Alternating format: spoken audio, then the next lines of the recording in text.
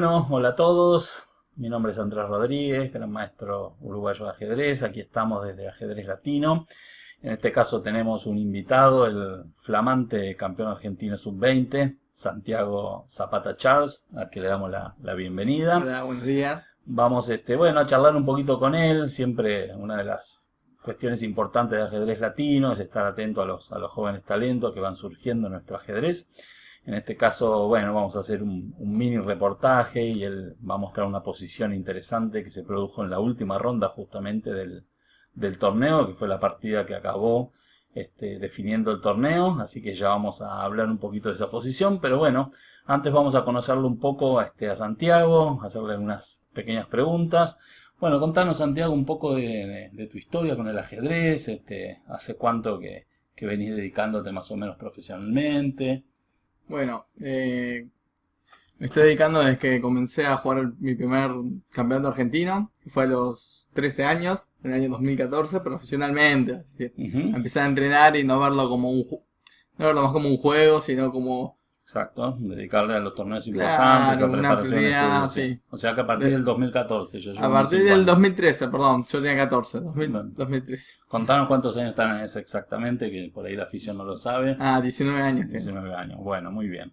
Desde el 2014 entonces que te dedicaste, ¿de dónde aprendiste? ¿Quiénes fueron tus primeros profesores? Bueno, si bien mis primeros profesores fueron cuando yo jugaba amateurmente, o sea, cuando recién comenzaba, que fueron a los 7 años, empecé en una biblioteca popular en donde yo Ujú. vivía.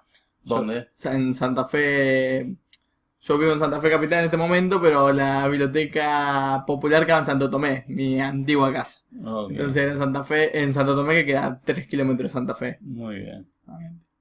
Y bueno, de ahí fui pasando de profesor en profesor, empecé en la escuela también, porque mi escuela por suerte ¿Cuándo tenía... ganaste tu primer torneo en Rosario, en tu Rosario natal?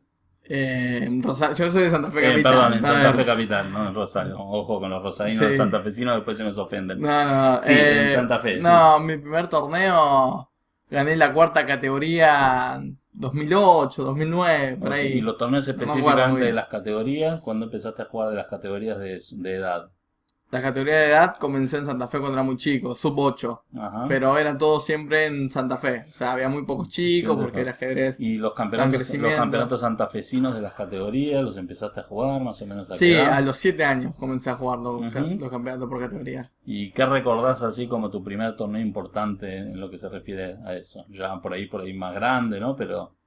Sí, o sea, me acuerdo mi primer torneo que jugué, que fue el de cuarta categoría, que por suerte lo pude ganar encima. Ujú. Ese es el torneo que tengo en la memoria de cuando era chico y el primer torneo que jugué en mi vida también. Perfecto. Es algo que no me puedo Y bueno, olvidar. y contanos un poquito tu historia con los campeonatos argentinos, cuáles fueron, más allá de esta flamante victoria que vamos a hablar un poquito más ahora, cuáles fueron antes tus mejores colocaciones, qué otros torneos en las categorías has jugado a nivel sudamericano, panamericano. También. Contanos un poquito de tu Bueno, historia. en total en campeonatos argentinos jugué 8 torneos. Ujú, Comenzando desde 2013, el primero en la categoría sub-14. ujú. En ese pude salir subcampeón argentino, estaba muy contento. Detrás de Pablo, De Pablo, de Pablo Costa. de Pablo Acosta, muy bien. Entonces, o sea, Y tu primer participación lograste el subcampeonato. subcampeonato, así que estaba, la verdad que no lo podía creer, ni mi familia, Y nadie sí, lo podía. me imagino, porque en su momento Fue haber una sido un sorpresa. batacazo. Sí. Claro, también tuve la suerte que como nadie me conocía,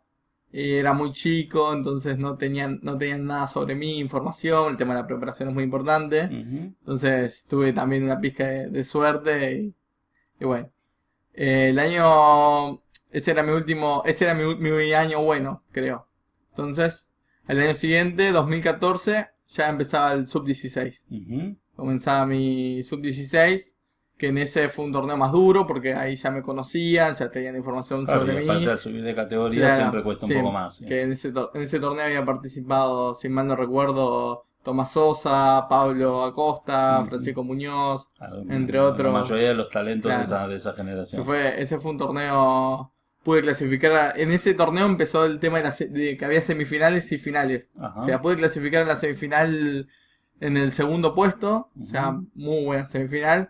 Y en la final, como era mi primer cerrado, yo no sabía muy bien cómo prepararme y Ujú. mis rivales tenían mucho más experiencia que yo. Fue una final dura, pero logré quedar séptimo lugar.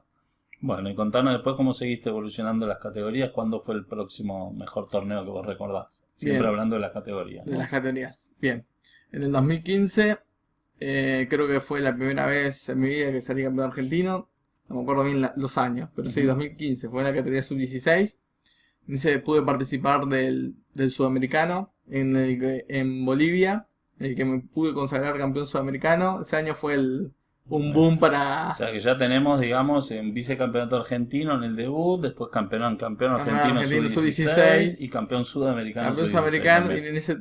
en ese año también había jugado el mundial en Grecia, Ujú, 2015, en Halkidiki, en donde fue el mejor jugador latinoamericano, sacando 7 puntos y medio sobre 11 ujú. y compartiendo octavo puesto. Salí 17, pero compartiendo hasta el octavo puesto. O Excelente. sea, fue un año Bueno, y muy... ahora contanos en las categorías sub-18 y sub-20. Bueno, en la sub-18, mi primer año, logré salir subcampeón detrás de Pablo, de nuevo. Ujú. Y al año siguiente, en mi año bueno sería, logré salir campeón. Correcto. Para el año bueno, para los que están del otro lado y no entienden, Santiago se refiere al año que él es más grande en relación a la categoría. Cuando tiene, por ejemplo, 17 años y compite en la sub-18, siempre se dice que ese es el año bueno o el mejor año porque es donde obviamente uno está más maduro. Claro, es donde es el año fuerte, más que el Ujú. bueno. Sí. Y bien, jugué en mi año bueno, jugué el sudamericano también y el mundial. Que en el mundial fue en el 2007 en Uruguay, Ajá. Montevideo, donde logré quedar cuarto puesto. Bueno, cuarto puesto en un mundial, es una de las mejores actuaciones argentinas de los últimos años. Creo que exceptuando a Alan Pichot, que fue campeón mundial sub-18. No sé si Argentina ha tenido en alguna categoría del mundial, ¿no? Una actuación equivalente. La verdad que no tengo ni idea, pero sí No me fue suena, uno de yo en los... general estoy muy atento a los torneos de las categorías, a los jóvenes talentos, que muchos de esos, a veces, muchos de esos jugadores los he entrenado yo personalmente, y la verdad que un cuarto puesto en el mundial es una actuación absolutamente sobresaliente. Esto fue en Uruguay. Esto fue Uruguay y ahí jugué después el sudamericano. Mi Ujú, último sudamericano sub-18, ujú. en el que logré salir segundo puesto también. Muy bien, cuarto en el mundial, segundo en el sudamericano Claro, y campeón. igual me estoy olvidando, relatando un poco No, está rápido, me bien, estoy y olvidando un par la de... idea es que los espectadores conozcan un poco Claro. tu trayectoria, que realmente es muy, muy Ju- importante, ¿no? Jugué A tu edad. Panamericanos también, Ujú. Panamericanos Blitz. Bueno, y contanos ya entrando en el sub-20, en este momento tenés 19 años, ¿no? Tengo 19 Ok, años, ¿todavía este es te mi queda último más un año. sub-20 o no? No, Este este es es un mi año porque bueno, vos este es mi último año. cumplís 20 años 20 años. correctamente. Bueno, ¿y el campeonato argentino sub-20 ya cuánto jugaste?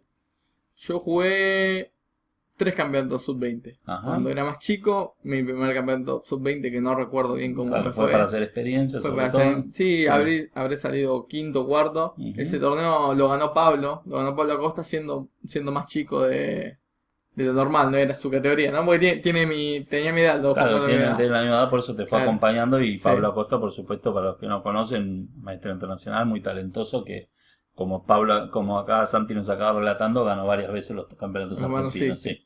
Bien. Después jugué en mi año malo, sería mi año no fuerte, Ujú, en el que logré salir subcampeón argentino, sub-20. ujú. Y este año fue cuando el año fuerte lo pude por suerte ganar. Bueno, La verdad, estoy muy realmente contento. Santiago, excelente la trayectoria. Es muy difícil, sabemos que los torneos de categoría de cualquier país son muy exigentes. Y bueno, la verdad que ya no es casualidad, ¿no? Porque ya son muchos años de subcampeonatos, campeonatos, destacarse de campeón sudamericano en el mundial, así que evidentemente estamos ante uno de los talentos naturales que la Argentina está dando. Y bueno, y ahora contanos ya específicamente sobre este último campeonato que ganaste, algunos detalles más, cuándo se realizó, dónde se realizó, cuántos puntos hiciste, cómo llegaste, contanos un poco más de detalles del último torneo. Se realizó en el Club Torreblanca, Ujú. en Buenos Aires. Las fechas, si bien no recuerdo, Bueno, hace pero hace poquito, ¿no? muy, Fue hace muy una semana. poquito, sí, hace unos Sí, 10 días sí, aproximadamente, 10 días. ok, sí. Ok. El 27 de abril no comenzó, no recuerdo bien. Si no lo sabes vos, No recuerdo bien. bueno, Creo que estamos sí, creo hablando, que si es muy, muy reciente, sí. sí. No, la verdad que fue un torneo muy duro, muy parejo, donde todos eran muy buenos jugadores. Se incluyó la categoría femenina porque en la categoría sub-20 absoluta femenina no tenían los suficientes Claro, participantes para poder... se hicieron los torneos, los dos Claro, torneos los juntos. dos torneos Que juntos. jugaban tanto el femenino como el absoluto, jugaban juntos y después hubo premiación diferente para el absoluto y claro. para el femenino. La verdad Sí. que el nivel femenino me sorprendió un montón. Ujú. Es más, la partida que ahora vamos a mostrar es sobre mi última ronda, que juego con la jugadora María José Campos. Bueno, un poco cumpliendo lo que yo personalmente siempre opiné, ¿no? Que el ajedrez femenino precisamente le hace muy mal a ellas mismas competir únicamente en sus categorías. Todas las veces, bueno, en mi época, por ejemplo, competía Claudia Mura, que competía, por supuesto, de igual a igual con los mejores jugadores de Sudamérica, que éramos en el sub-20 en ese momento. Y bueno, pienso que todas las chicas que compiten en el ajedrez absoluto, ¿no? Que es el único, digamos, la única categoría real del ajedrez donde todos deberían competir, les hace muy bien a ellas mismas, Sí. ¿no? Evidentemente las chicas que juegan, por supuesto, juegan de igual a igual en las categorías. Y en este torneo fue tan evidente que Santiago, ganando el torneo, jugaste las dos últimas rondas, ¿no? Jugué las dos últimas rondas con, bueno, dos chicas. Ujú. Una de ellas es Valeria Banca, actual campeona argentina sub-18, Ujú. si no me equivoco. Sí. Y la otra es la actual campeona argentina sub-20, María José Campos. Y la verdad que fueron dos partidas muy difíciles, en donde me sorprendió el nivel. Bueno, ahora vamos a comentar un poco la partida, que este diagrama que tenemos adelante es específicamente de esa partida. Y contanos quién quedó segundo y cuántos puntos hiciste. Bien, el subcampeón fue el mendocino Ismael Jiménez Aguirre. Ujú. Otro de los jugadores también que se ha destacado recurrentemente en las categorías, ¿sí? Sí, la verdad que sí, tiene una trayectoria bastante importante. Y además él es de España también, o sea, él salió campeón de español, o sea, tiene dos títulos. Correcto. Campeón Él argentino. nació acá, creo que es así la historia, pero vivió desde Claro, chico en vivió de España chico en y España, comenzó entonces- jugando los torneos de las categorías en España. Sí. Sí. Así que bueno, ¿y cuántos puntos hiciste? ¿Cuánto hizo el Hice 6,5 vicecampeón? sobre 7, empatando la única partida con Jiménez. Y bueno, la verdad que Y Jiménez, Ismael, ¿cuántos puntos hizo? 6 puntos. Y se 6. empató ¿Con conmigo y con Francisco Muñoz, que fue el que Claro, salió entonces, tercero. exacto. Entonces la partida decisiva en realidad, o la que hiciste la diferencia, fue la victoria tuya sobre Muñoz, Sobre Fran, sí. que él terminó haciendo tablas y ese medio punto después terminó haciendo la diferencia. Muy bien, la verdad, Santi, yo te felicito por toda tu trayectoria bueno, sí. de los torneos argentinos, mundiales, panamericanos, sudamericanos. Y última pregunta antes de ya adentrarnos un poco en la partida, ¿qué es lo próximo que viene? Bueno, ahora que quedan 6 días, 5 días. Ujú. Empieza el 11 de mayo el Sudamericano Sub-20 en Paraguay, Asunción, en donde voy a estar representando a Argentina como jugador oficial. Ujú. Y después vamos a ir viendo, siempre aparecen algunos torneos. Del Panamericano Sub-20, ¿qué se sabe? El Panamericano Sub-20 ya hay fecha, yo soy un descolgado, entonces no. O sea, va a ser más adelante. Va a ser más adelante. Lo bueno Claro, que al salir- recordamos a todos que antiguamente, cuando yo particularmente jugaba las categorías, solo existía la categoría panamericana. Y ahora hay una diferenciación en que si bien hay un torneo panamericano, y como su propio nombre lo dice, pueden competir de toda América, también hay un sudamericano, donde naturalmente compiten solo los países de Sudamérica. de Sudamérica. Muy bien. Bueno, de hecho aprovecho para comentarles que los que sigan nuestra página Ajedrez Latino, yo la semana pasada personalmente publiqué una nota en nuestro blog de actualidad, en nuestro blog de opinión, hablando un poco sobre las condiciones de este sudamericano que se viene pronto en Asunción, poniéndolo como ejemplo de cómo últimamente, en los últimos años, han empeorado, ¿no?, las condiciones para los ajedrecistas en líneas generales. Así que los que tengan interés de informarse sobre los asuntos también de realidad deportiva del ajedrez sudamericano, les recomiendo particularmente que entren a Ajedrez Latino y en la parte de blog busquen la nota que titula Dirigentes versus Ajedrez con un signo de pregunta. Bueno, contanos, Santi, esta posición, con qué color estabas, en qué situación estábamos. Bien. En esta posición, juego de color negras. Una posición aparentemente igualada. Correcto, tenemos una posición de equilibrio material donde hay 6 peones para cada uno, 2 torres para alfiles y caballo. Entonces, en ese sentido, hay un equilibrio material. Pero hay una tensión muy importante en el centro. Una tensión muy importante en el centro, ¿no? Y el tema es muy raro porque si bien la torre negra de A8 y el alfil 18 parece que no juegan, Ujú. cumplen una función importante. El alfil 18, bueno, Uno que defiende el caballo de G4 Correcto. y no deja entrar a la torre de la séptima. A la séptima. Ujú. Bueno, es una típica de posición que se desarrolla en muchos esquemas de peón dama, ¿no? Donde momentáneamente digamos que el negro sacrifica la incorporación de la torre de A8, que Claro. no está participando, pero a cambio tiene varios beneficios.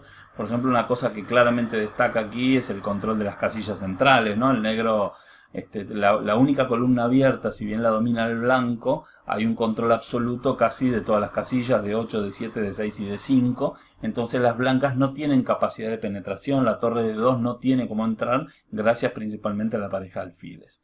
La clave muchas veces de esta posición, para mí es exactamente lo que hablábamos del tema de la tensión central, porque el caballo de G4 podemos considerar que está muy bien ubicado o mal ubicado, dependiendo de las próximas jugadas. Hay un concepto dinámico donde el peón de F4 y E4 versus el caballo de G4 y el peón de E5 van a estar básicamente decidiendo la evaluación en las próximas jugadas.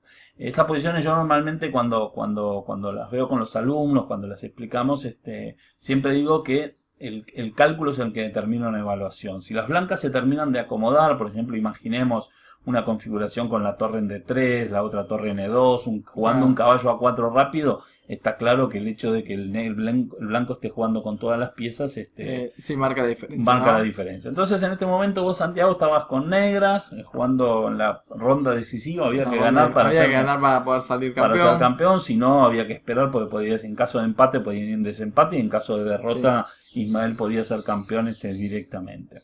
Bueno, ¿cuáles eran tus jugadas candidatas en esta posición? Bueno, las primeras jugadas candidatas era uno E por F4 y la siguiente era alfil E3, ¿no? Las dos con la idea de jugar siempre alfil E3. Claro, alfil E3 con la idea de evidentemente una doble amenaza sobre el peón de F4 y sobre la torre de D2. Este es un típico ejemplo donde hay dos versiones de una misma idea. O sea, la idea del negro parece muy claro que tiene que tratar de capturar el peón de F4 gracias a la doble amenaza que se plantee con el tema del alfil N3 sobre la amenaza de D2 y F4. ¿Tu primera idea cuál era? ¿Jugar alfil E3 directo o jugar por F4? Mi primera idea era jugar alfil E3 directo. Que pensé bastante.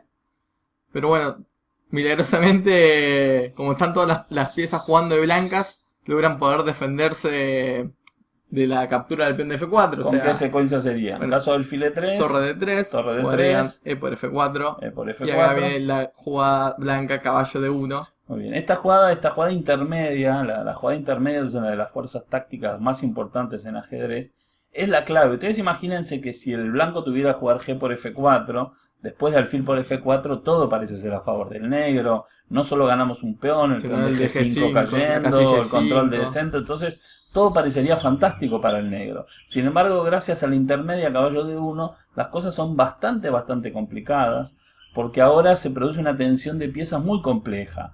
El negro no puede capturar el peón de G3 porque tendría el alfil de D3 en el aire. Tampoco irse de alfil parece solucionarlo, porque en caso de que se mueva el alfil, el blanco jugaría G por F4 y acomodaría el centro. Y en este caso, el blanco probablemente genera algún tipo de amenaza, como por ejemplo alfil por G4, seguido de caballo por E3. Bueno, no digamos que es una posición mala para las negras, pero sí por lo menos muy de lucha y no se ve un camino claro donde las blancas pueden aspirar a ventaja. Recuerden ustedes que Santiago tenía que ganar esta partida para poder aspirar al triunfo en el torneo. Bueno, entonces ahora, por el proceso de cálculo, a Santiago se le ocurre la otra versión. Claro, que es capturar primero. Capturar primero, sí. Bueno, G por F4. Y G por F4 jugar ahora el alfil E3. Este tiene la grandísima virtud de evitar esa secuencia con torre de 3 y caballo de 1. Claro. Bueno, contanos, Santiago, qué es lo que calculaste. O sea, mientras pensabas esta versión, ¿qué creías que iba a jugar el blanco en esta posición? Bien. Lo primero que vi es qué pasa si saca la torre, ¿no? Torre de 3, por ejemplo, la otra posición. Si la compensación del sacrificio del peón es suficiente. Correcto. ¿Y se te ocurrió alguna idea que pudiera ser válida para el blanco? La verdad que no. Yo cuando absolutamente jugué alfil E3 me creía casi. Dije, bueno, gané un peón, estoy tranquilo. Ok, ya pensabas que había clara ventaja porque, por ejemplo, ante torre de 2 o torre de 3, que son más o menos equivalentes, alfil por F4 y llegaríamos a la posición que llegamos antes. En caso que el blanco hiciera la intermedia, alfil por G4, tampoco habría ningún inconveniente, porque ahí ya jugaríamos alfil por D2. No solo estaríamos ganando calidad, sino que aún incluso mantenemos una amenaza sobre la torre D1 y eso nos vendría dando una ventaja de material prácticamente decisiva, ¿no? Entonces parecía que todo estaba bien y que todo estaba controlado, y sin embargo aquí la jugadora de blancas encontró una idea muy interesante y muy creativa, ¿no? Que realmente, como dijo Santiago antes, habla muy bien del nivel de este sub-20 en particular. ¿Cuál es la idea que encontró el blanco en esta posición? Bueno, sacrificar la calidad con torre Pre3 a cambio de tener una gran iniciativa. Bueno, a ver, pensemos juntos por qué habría de tener una iniciativa. Yo en principio cuando veo esto pienso, bueno, si bien el blanco tiene un centro bastante fuerte, el negro acaba de ganar una calidad limpia, y en caso, por ejemplo, de rey G3, si bien el caballo está de cierta manera encerrado, bueno, parece que hay varias opciones. Hay un doble, ¿no? Ahí con caballo claro, F1. Porque exactamente caballo F1 estaría ganando directamente. Ganando. Entonces, supongo que esto lo habrás calculado porque rey G3 te preocupaba de que el caballo no quedara encerrado. Entonces, el razonamiento lógico nos llevaría a que rey F2, que parece ser la única, simplemente caballo G4, y todo parece estar bien para el negro, porque en caso, por ejemplo, de alfil por G4, ¿no? Alfil por G4, y bueno, no es que ganemos inmediatamente la partida, pero nos consolidamos con la calidad de más, y aunque el centro de las blancas es fuerte, la ventaja material parece ser realmente mejor en esta posición. Sin embargo, ¿cuál fue la sorpresa, Santiago? Bien, caballo G4, rey G3. Muy bien, rey G3, esto imagino que era parte del cálculo inicial, porque el caballo también. En este caso, fíjense ustedes que si caballo E3, no solo las blancas tendrían la posibilidad de repetir, sino que habría jugadas muy peligrosas, ya como en este caso, por ejemplo, torre D3 o inclusive torre aquí, porque ahora ya caballo F1 no es doble y el caballo evidentemente se está quedando sin opciones, ¿no? Entonces, la única jugada que tiene el negro para sostener el caballo de G4 aquí es la jugada H5. Muy bien, solidificando, y la idea, y aquí viene la idea muy profunda, muy compleja de la jugadora de piezas blancas, de María José Campos, que juega peón por peón al paso, obliga a caballo por H6 y ahora juega caballo A4. También se podía jugar torre H2, donde era una idea bastante similar, ¿no? Luego de esta posición, las blancas podían, por mencionar un plan, jugar rey F2. Para jugar con las columnas G y H. Exactamente, para centralizar el rey para E3 y después jugar en algún momento torre G2. Esta idea me preocupaba durante la partida. Claro, nótese un detalle muy interesante, que ya sea contra rey G3 o inclusive con la idea de la partida caballo A4, el caballo de F7 de cierta manera está esclavo a la defensa del control de H8. De repente el alfil de B2, que parecía que no estaba trabajando en la posición, termina en una posición muy fuerte. Este es un excelente ejemplo. De hecho, uno de los próximos cursos que vamos a tener en ajedrez latino va a versar sobre este tema, que es un sacrificio posicional de calidad. O sea, no hay una secuencia directa que justifique la calidad ni que recupere el material, pero el hecho de tener la columna H abierta, el peón de G6 como principal debilidad, el control del centro, la pareja de alfiles y la fuerza del alfil de B2, todos estos argumentos sumados hacen que en este caso sí las blancas tengan compensación previa, plena sobre la calidad. No solo compensación previa, capaz que está mejor en esta posición el blanco, ¿no? Entonces acá hubo, me imagino, Santiago, que poner las barbas en remojo y empezar a trabajar de nuevo. Tuve que empezar a calcular demasiado. Además, el problema de las negras claramente es que antes la torre de A8 y el alfil C8 no era un problema. Ahora se está convirtiendo en un problema porque las piezas menores son muy fuertes y en el centro controlado. Este es un ejemplo típico de acumulación de factores. O sea, no hay un factor solo que haga que las blancas tengan compensación plena por la calidad, sino la acumulación de factores que ya mencionamos antes hace que las blancas tengan esa excelente coordinación y posición. Bueno, realmente torre H2 es una alternativa muy interesante, pero también lo es caballo A4, que es la jugada que eligió María José, que también tiene mucha lógica para abrir la fuerza del alfil de B2. Claro. Y trabajar sobre la casilla C5 y demás. Muy bien, en este momento entonces contanos qué pensaste, cuánto tiempo más o menos te gastaste en esta posición. Bien, en estos momentos, en las últimas dos jugadas, primero para calcular E por F4, todo ese tiempo habré gastado entre 15 minutos y 20 minutos. Y acá otra vez tuve que gastar 10 minutos porque la verdad que acá me sentí inferior en la partida. Porque son esas posiciones, en mi opinión, que tal vez objetivamente la posición sea muy cercana a la igualdad, pero en la práctica es mucho más fácil jugar de blancas ahora, porque el blanco tiene un montón de planes de iniciativa y las negras básicamente están parando los golpes, ¿no? Eso es lo que debemos hacer. El alfil de B2 es muy fuerte La torre blanca tiene dos columnas abiertas, ¿no? Ahora controla la D, pero puede pasar a controlar la H y también la G si mueve el rey. Exactamente, y el alfil de C8 no parece encontrar el camino, con el la caballo se casilla. traslada hacia C5. Realmente es una posición muy instructiva.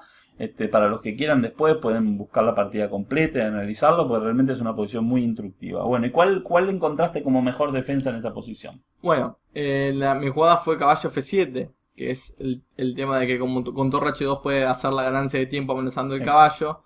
Le quito la ganancia de tiempo, Exactamente. defiendo Incluso H8. había que tener cuidado en algún momento, ¿no? Contra alguna jugada como torre B8, por ejemplo, que Sí. el rey blanco en algún momento también se Se activara. activara, Vía, por sí. ejemplo, H4, G5. Entonces, caballo Claro. F7 parece casi que una jugada necesaria para el negro. Además que amenazo torre de 8 acá, para el tema de la columna abierta, poder competir. Muy bien. Queda claro que en esta posición lo que Santiago refleja es que el cambio de una torre favorecería mucho a las negras porque aliviaría mucho la presión y las amenazas sobre la columna H y la columna G. Exacto. Bueno, el blanco jugó alfil F6, F6. muy bien, una jugada de profilaxis, anticipándose al plan de Santiago que era cambiar la torre, instala el alfil en F6. Muy bien, en esta posición torre B8. Bueno, torre B8 no es una jugada muy ideal o deseable, pero hay que tratar de, bueno, muy de a poquito Santiago empieza a acomodar sus piezas, ¿no? La idea supongo que era B6. Jugar con la idea de sacar- B6 y saco la torre de las amenazas con alfil por C6. Y también no puedo mover el alfil, es increíble, porque cuando lo muevo caballo C5 se vuelve una amenaza muy fuerte. Bueno, y en caso de que hicieras B6 directo, ¿qué pasaría en esta posición? Bueno, acá las blancas jugarían E5 y tendrían la diagonal y amenazando los dobles. Fíjense que en esta posición prácticamente está perdido. Inmediatamente el negro ya está perdido porque ahora se está cayendo el peón. Si torre E6, bueno, hay un torre H2, habría Un que alfil plantear G4 un alfil también. G4, la posibilidad de volver la calidad, pero todo Sí. parece muy negro el panorama para las piezas negras. Bueno, hiciste torre B8 y ella que jugó aquí en esta posición, caballo C5. Bueno, una jugada que parece correcta, para que el caballo en A4 no se quede fuera de juego, incorpora la pieza a la lucha. B6, que es la idea inicial, caballo D3 Es torre y torre B7. B7. Con la misma idea de torre de 8, ¿no? Fíjense, noten todos qué lento que tuvo que empezar a jugar el negro, ¿no? El negro en este momento ya ni siquiera aspira a resolver todos los problemas, sino a ir mejorando de a poquito, ¿no? Exactamente. Bueno, y luego de E5, ¿no? Torre C7 para defender el peón, y aquí llegamos un poco a la posición, creo que crítica yo del sacrificio de calidad. Torre H2, ¿no? Parece ser una idea correcta por el momento. Sí. A5 para quitar las casillas al caballo de D3. Muy bien, un plan clásico siempre en lucha contra el caballo y sacándole todos los puntos fuertes, que es lo que Santiago ahora está haciendo. Primero fue el punto C5 y ahora es el punto B4. Bueno, y en esta posición contanos qué es lo que más te preocupaba.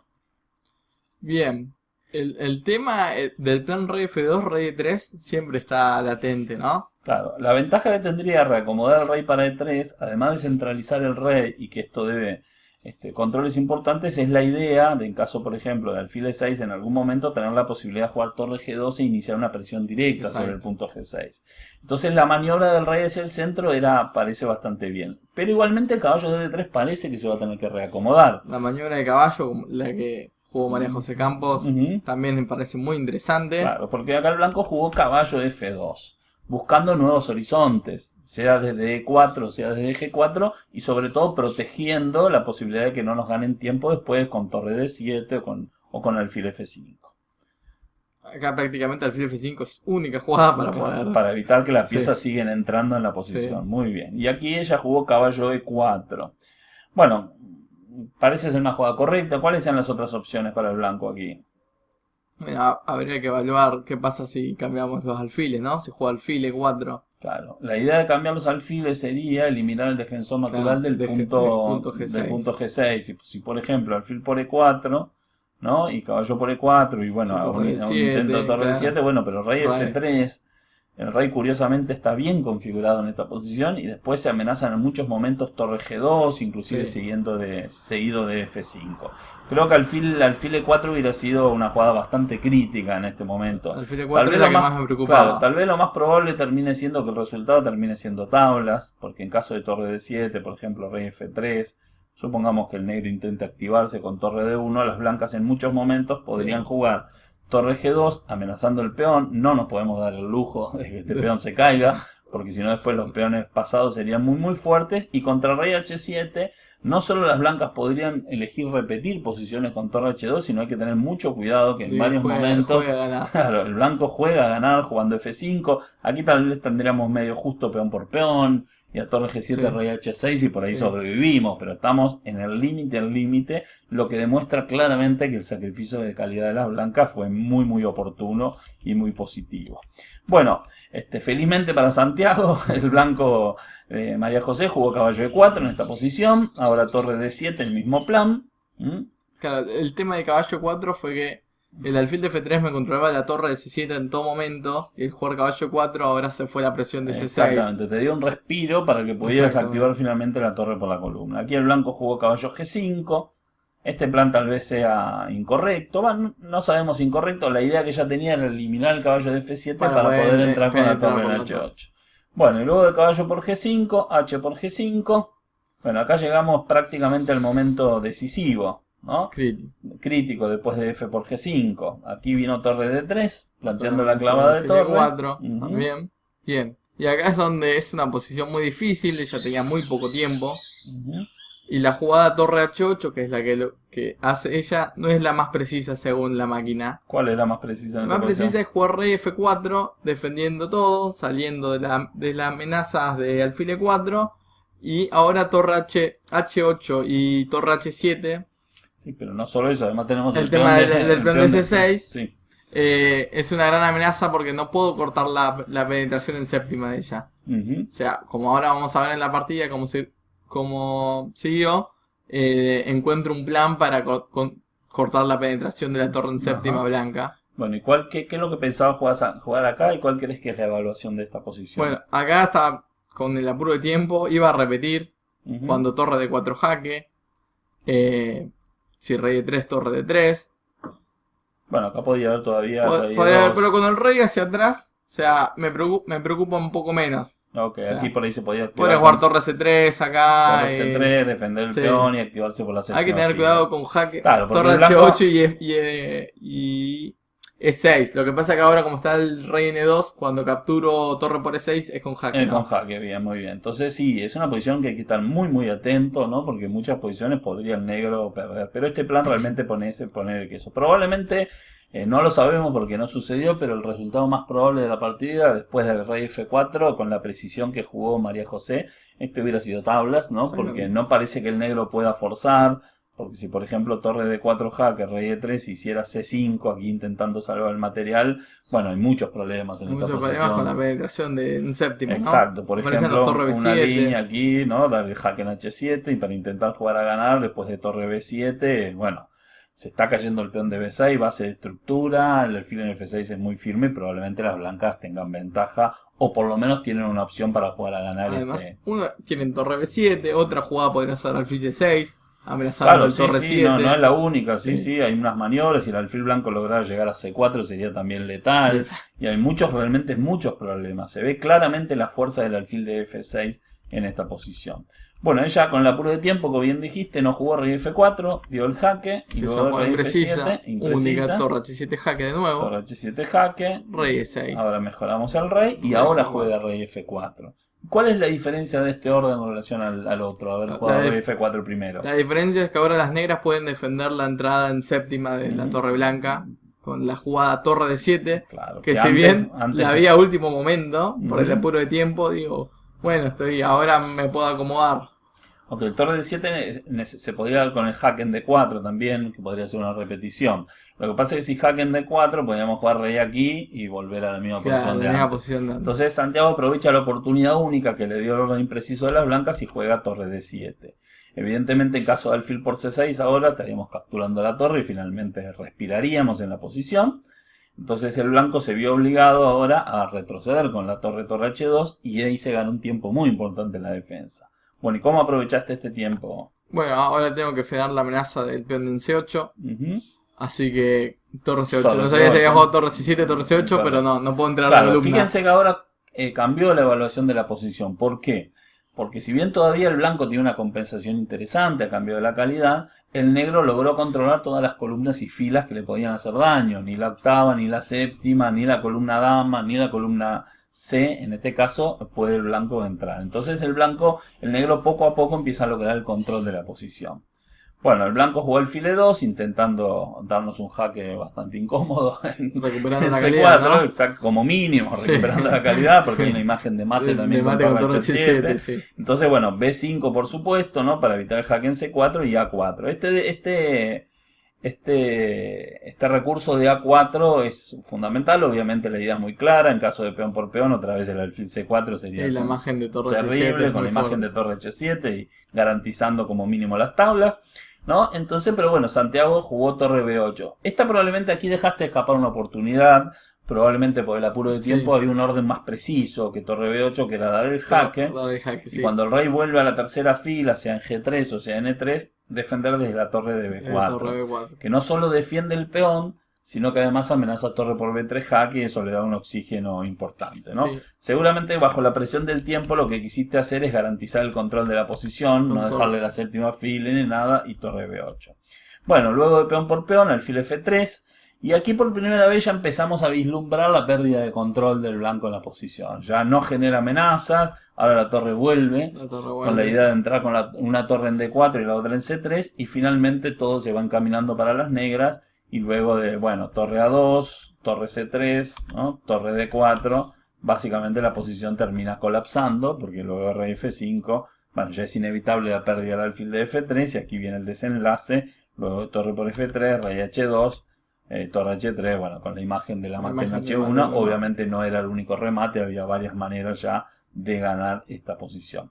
Bueno, de mi parte, Santiago, y ya despidiéndonos, para todos los de ajedrez latino que nos siguen, felicitarte, ojalá que en los próximos sudamericanos y panamericanos puedas estar ahí disputando los primeros lugares, las medallas, y bueno, y que sigan los éxitos. Dale, muchísimas gracias y un saludo para todo ajedrez latino. Muy bien, gracias a todos. Si te gustó este video, no olvides suscribirte y activar la campanita de notificaciones. Gracias.